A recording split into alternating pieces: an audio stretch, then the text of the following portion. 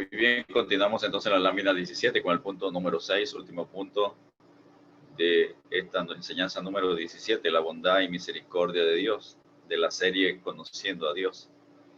Decíamos que la misericordia y la justicia de Dios se manifiesta cuando Dios, enviando al infierno a quienes lo rechazaron, este mismo acto será un acto de misericordia sobre sus hijos, salvándolos por siempre, por la eternidad de todo lo malo, apartándolo de todo lo malo, como dice Apocalipsis 21:4, no solo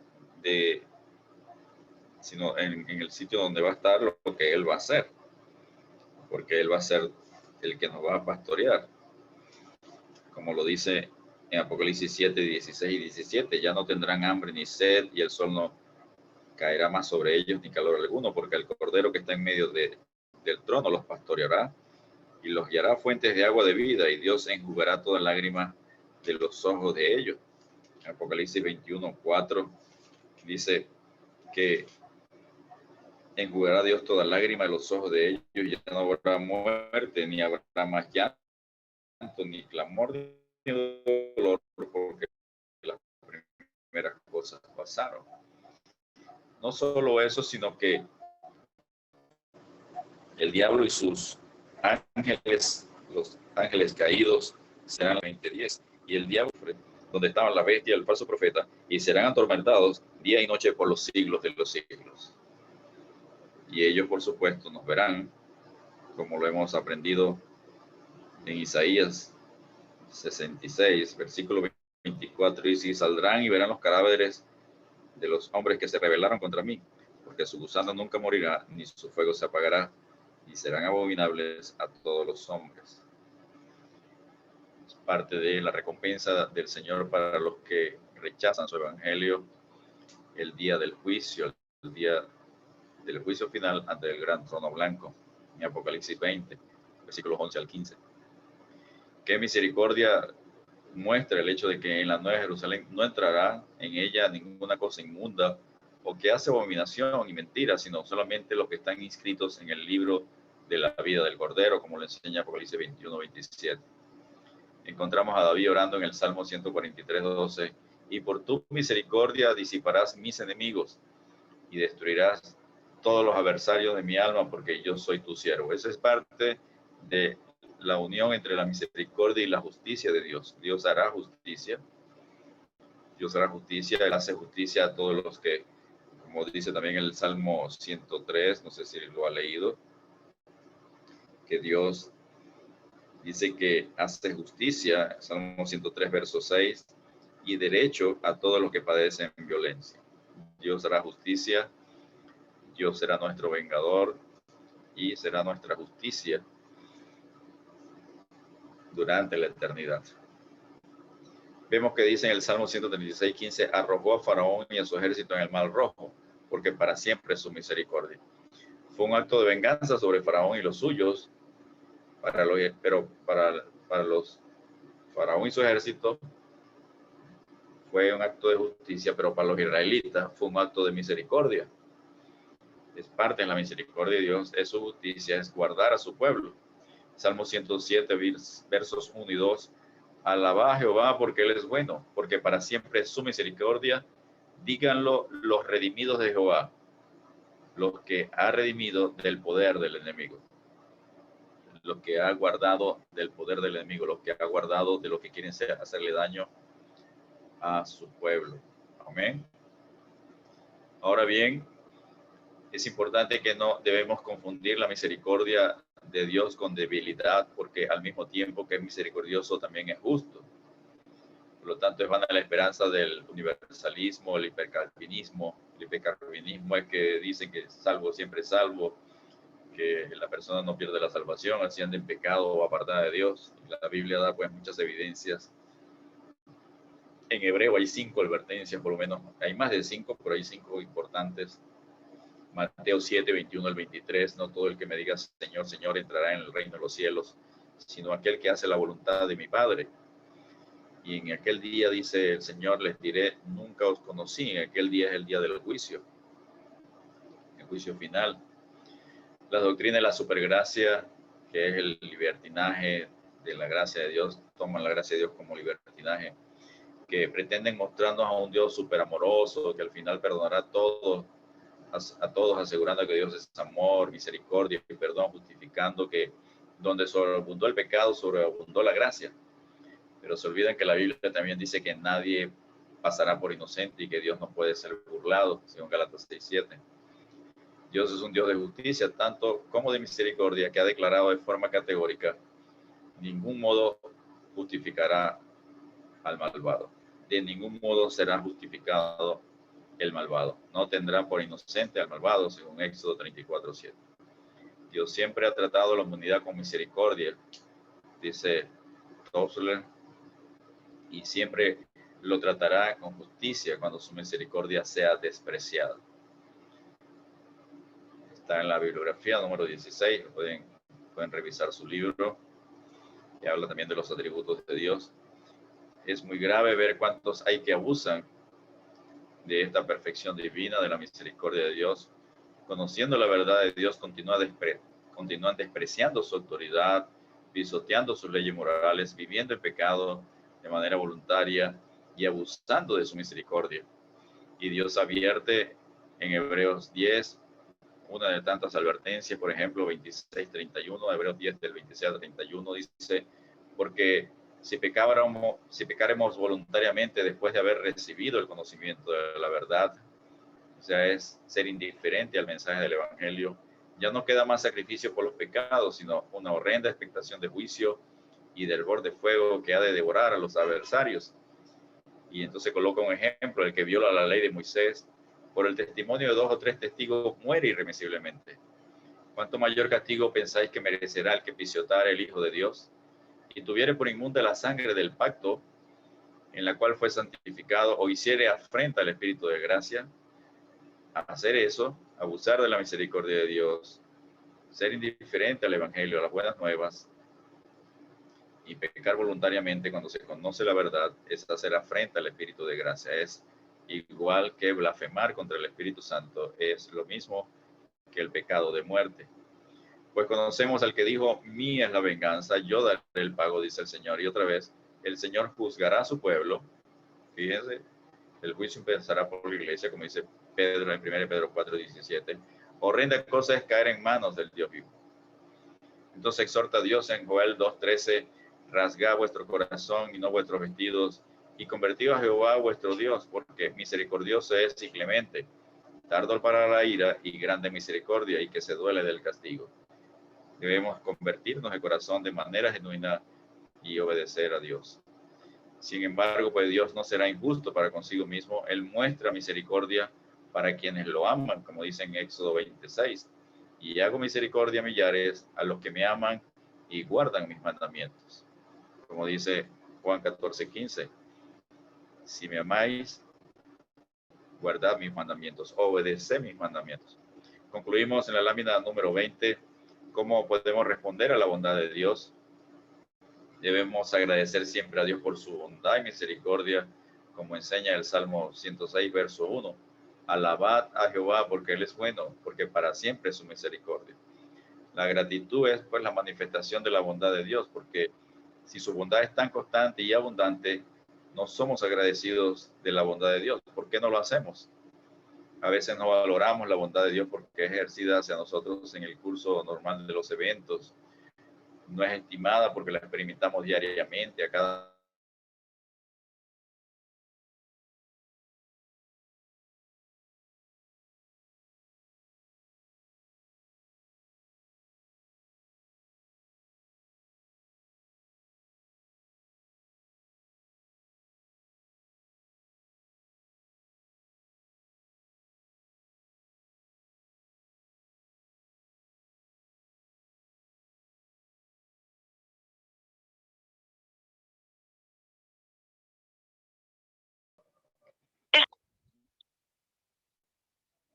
pasemos al tiempo del reto bíblico.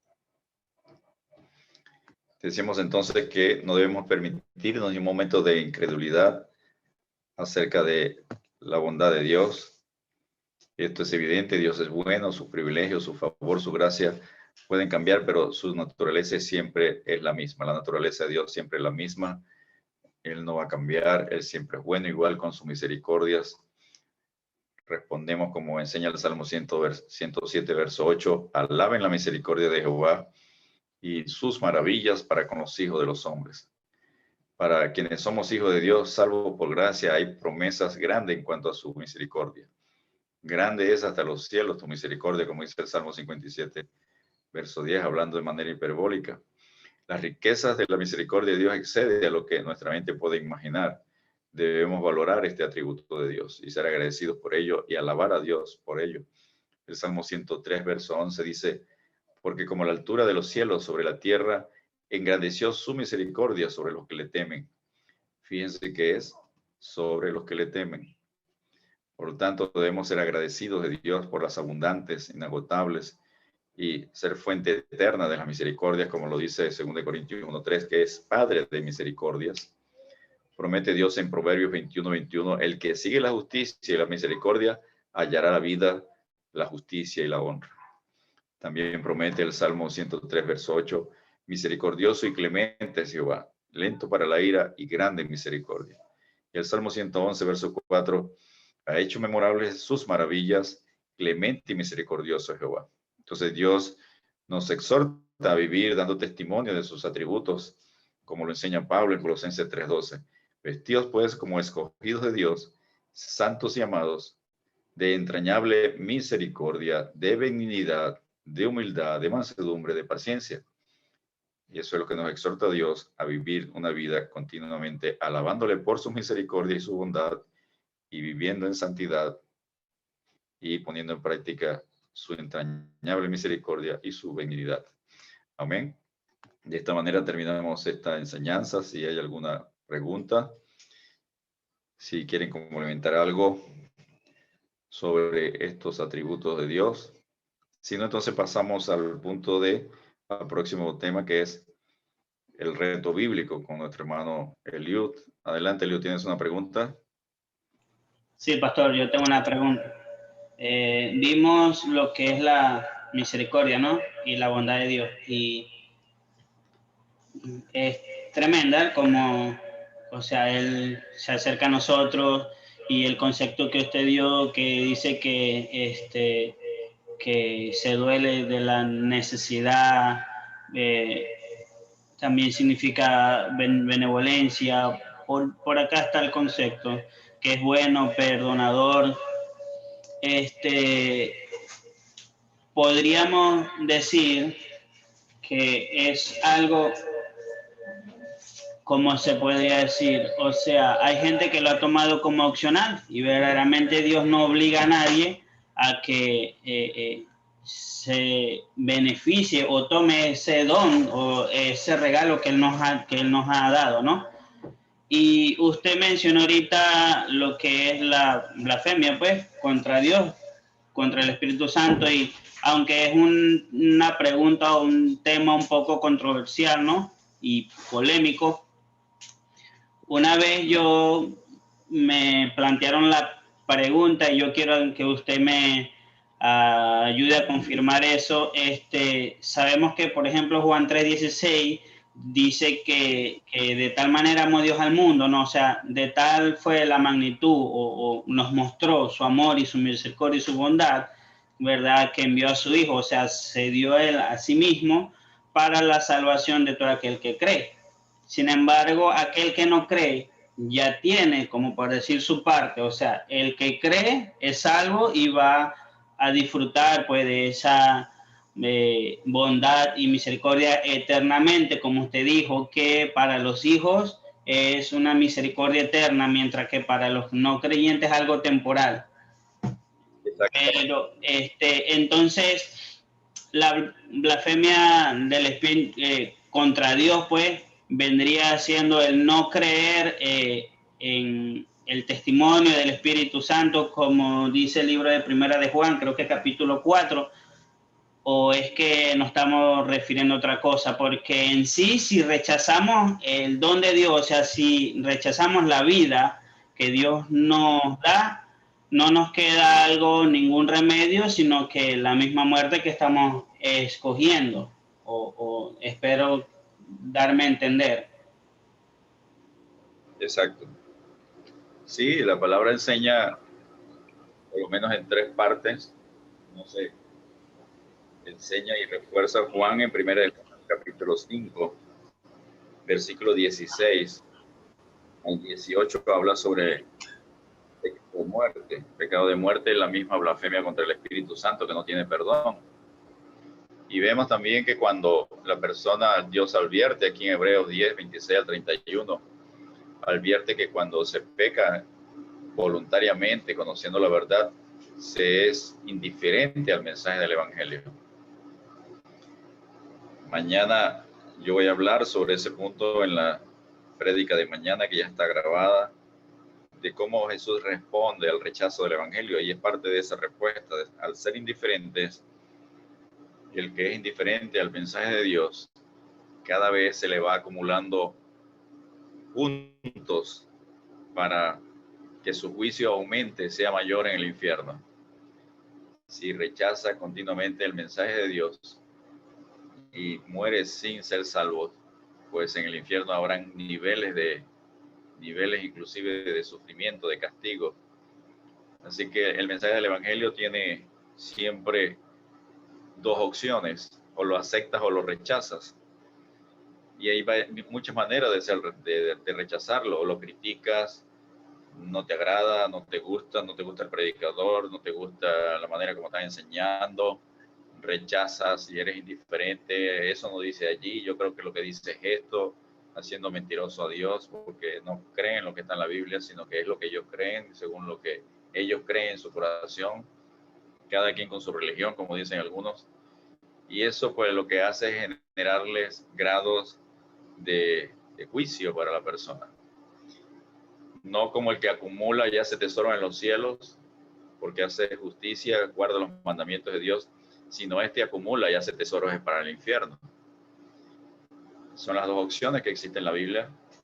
Es la verdad, o sea, no hay nada oculto detrás de eso. Lo único es que se enseña muy poco, se predica muy poco sobre eso. Y por supuesto, la gente siempre cree que Dios es un Dios super amor, como le decíamos aquí en la lámina 18, y que Dios, pues, se haga lo que se haga, la gente no va a recibir, el ser humano no va a recibir juicio, no va a recibir castigo.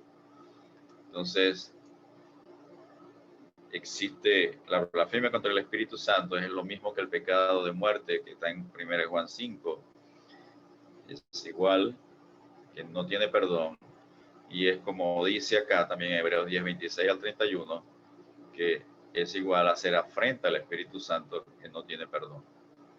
Es burlarse de Dios, es pisotear la sangre de Jesucristo, es burlarse desde el punto de vista de abusar de la misericordia de Dios.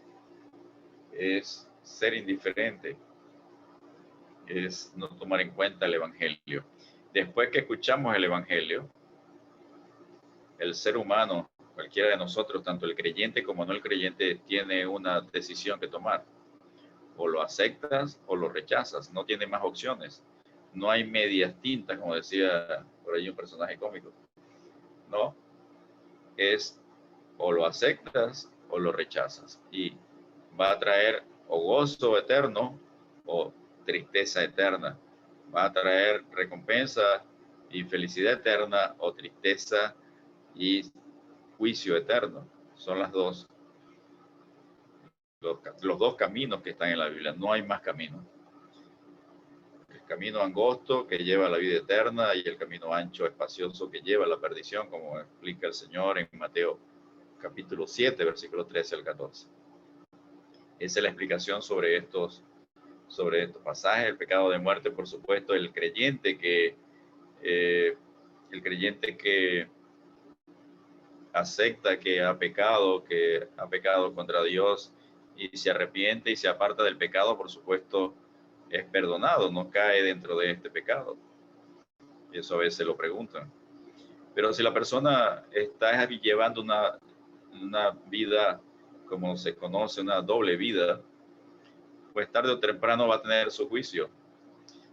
Más temprano que tarde va a ser juzgada por Dios en esta vida y más adelante en la vida eterna, si no se arrepiente y se devuelve a sus caminos. Entonces muchos, como siguen pecando, siguen sus pecados y no les sucede nada, ven que no les pasa nada, pues lo siguen haciendo. Es muy parecido a aquel que comete delitos, robos, y como no le sucede nada, lo sigue haciendo hasta que un día llega y muere por estar en ese delito. No solo perdió su vida, sino que también perdió la vida eterna, porque va a ir al infierno. Es así de sencillo, sin darle muchas vueltas ni muchas explicaciones. No sé si eso concreta tu pregunta, la responde, o hay más dudas al respecto. No, está bien, está bien.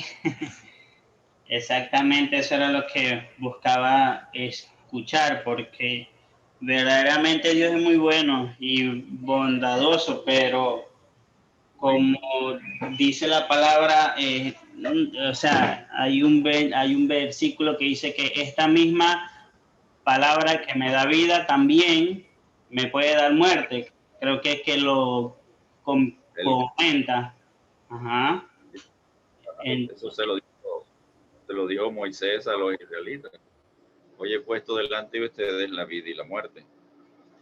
Entonces, es parte de, y eso está en Deuteronomio 30, versículos 19 y 20. Dice en Deuteronomio 30, a los cielos y a la tierra llamo por testigos, hoy contra vosotros, que os he puesto delante la vida y la muerte, la bendición y la maldición. Escoge pues la vida para que vivas tú y tu descendencia, amando a Jehová tu Dios, atendiendo a su voz y siguiéndole a él, porque él es vida para ti y prolongación de tus días, a fin de que habites sobre la tierra que juró Jehová a tus padres, a Abraham, Isaac y Jacob, que les había de dar. Esa es parte de esa promesa. No hay más opciones, muerte o vida, no hay más opciones. Algunos hablan de una tercera opción, no la hay. Definitivamente no la hay, es lo que la Biblia enseña, lo que el Señor enseñó cuando vino, lo enseñó en Lucas 16 con lo que enseñó de el rico y Lázaro. Uno fue al Hades, el otro fue al paraíso. Esa es la vida después de la muerte.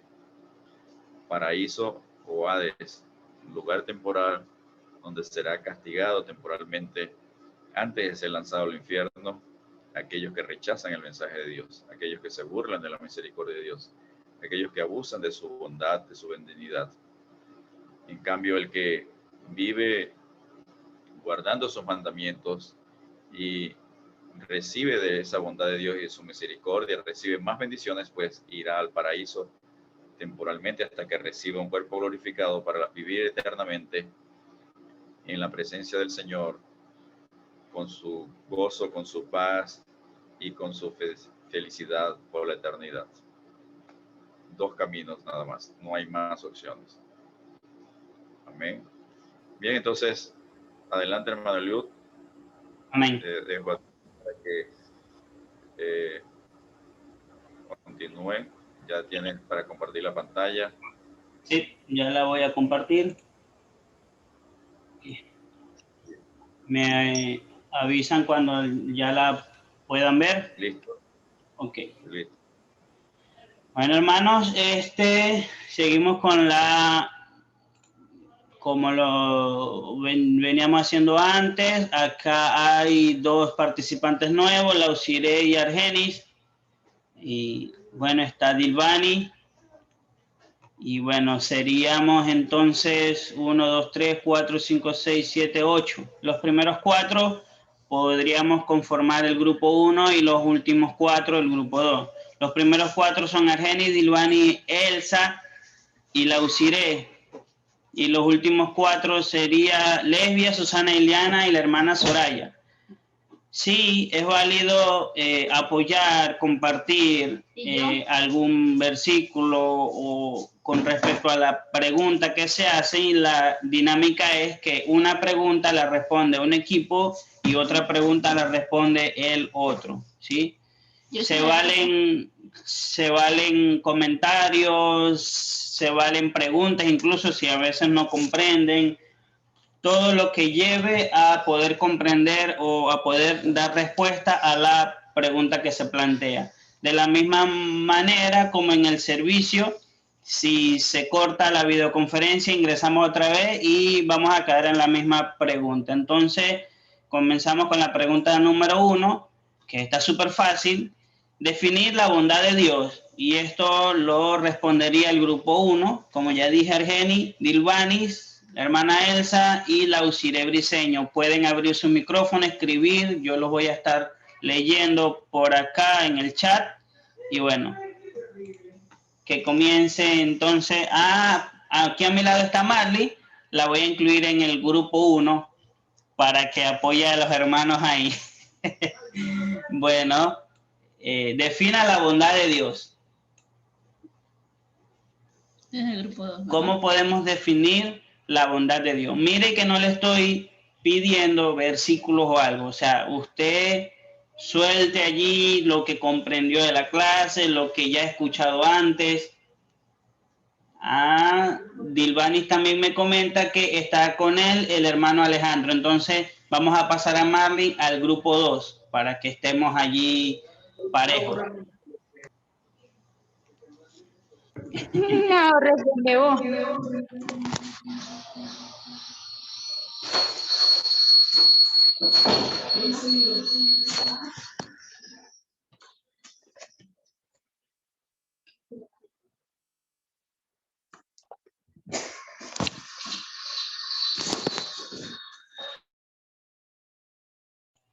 Ok, Lausire tenía un poquito. A participar. Sí. Ya Marley ya le fue a comentar allá. Para que no genere ruido.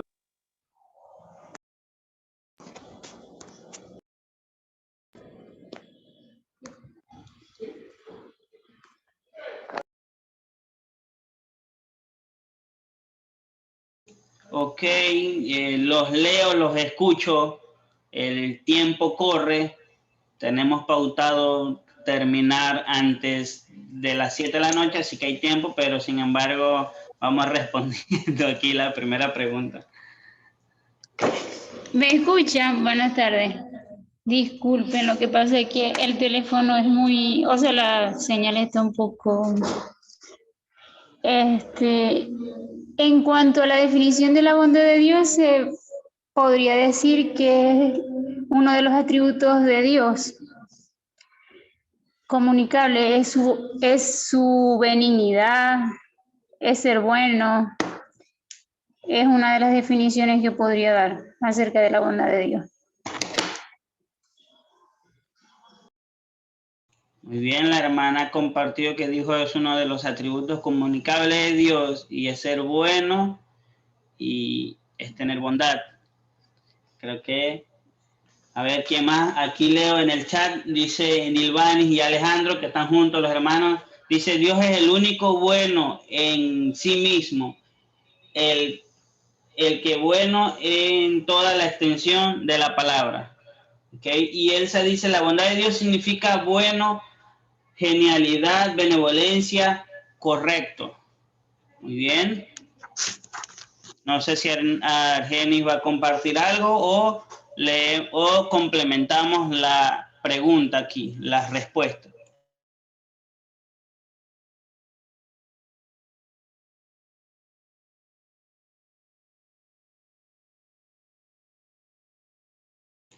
Dice Argenis, la bondad de Dios es evidente en toda su creación y obra.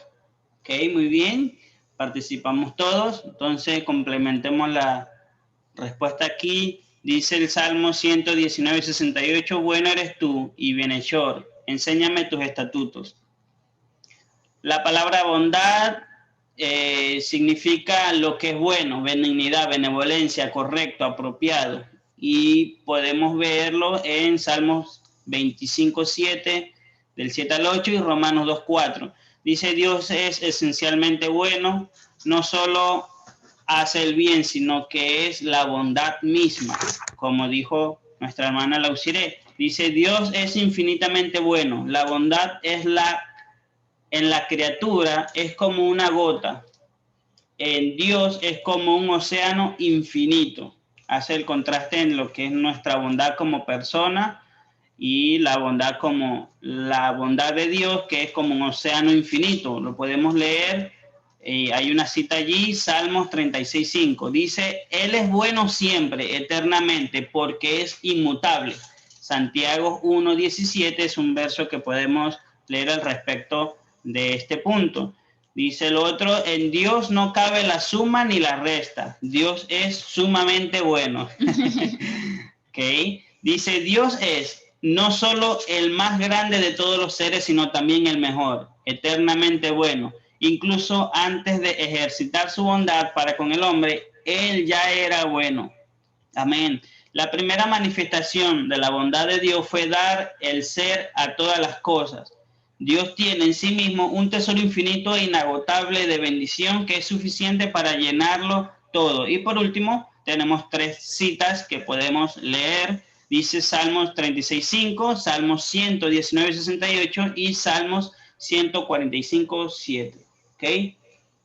Aquí Soraya compartía, dice, primera de Timoteo 4:4, porque todo lo que de Dios creó es bueno y nada es de desecharse, si se toma con acción de gracia. Mi hermana, gracias por compartir. Ahora sí le toca a su grupo. Dice, explica la bondad de Dios sobre toda la creación. Ok. Entonces el grupo número 2, que es Lesbia, Susana, Eliana, Soraya y Marley. Ok, las leo.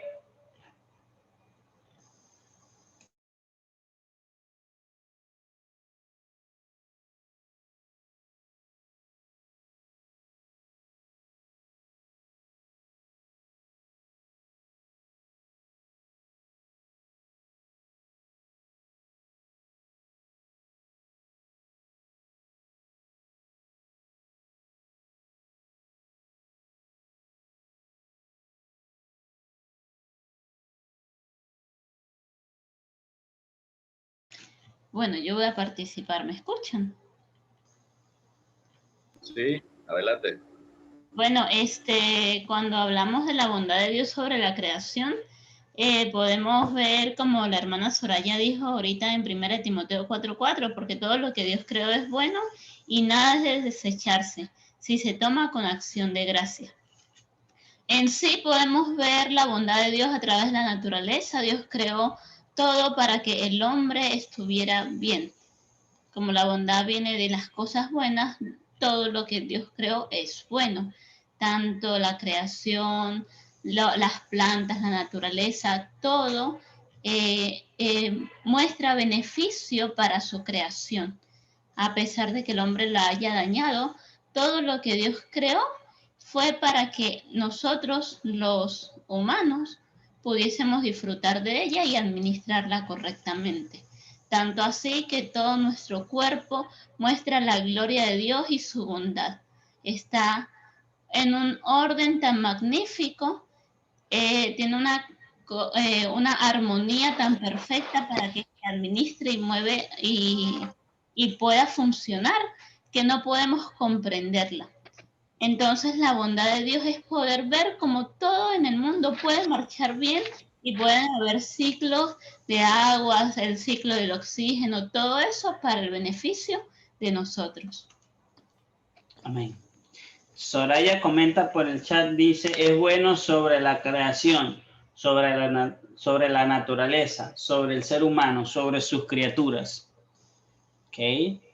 Saben, hay un pasaje que dice la Biblia que consideremos a las aves del cielo que no siembran y no cosechan, pero con todo eso el Señor las alimenta. El Señor también tiene cuidado de lo que son los animales, o sea, la creación. Y quizás solo veamos las aves, pero cuántos no más animales vemos que el Señor mismo sustenta, ¿no? Él mismo cuida. Dice Lesbia, la bondad de Dios es evidente en toda su creación y obra. Amén. ¿Ok? Dice Génesis, ¿me puedo? Sí, sí, hermana. Dice Génesis 1:31, y vio Dios todo lo que había hecho, y he aquí que era bueno en gran manera, y fue la tarde y la mañana el día sexto. Amén. Amén. O sea, todo fue bueno, todo es perfecto. Aún el hecho de que Jesucristo haya muerto por nosotros y nos haya dado la salvación, eso muestra la bondad de Dios hacia nosotros, los pecadores. Amén. Susana comenta, dice, ya escribieron otros comentarios, se subió, dice, Dios es creador de todo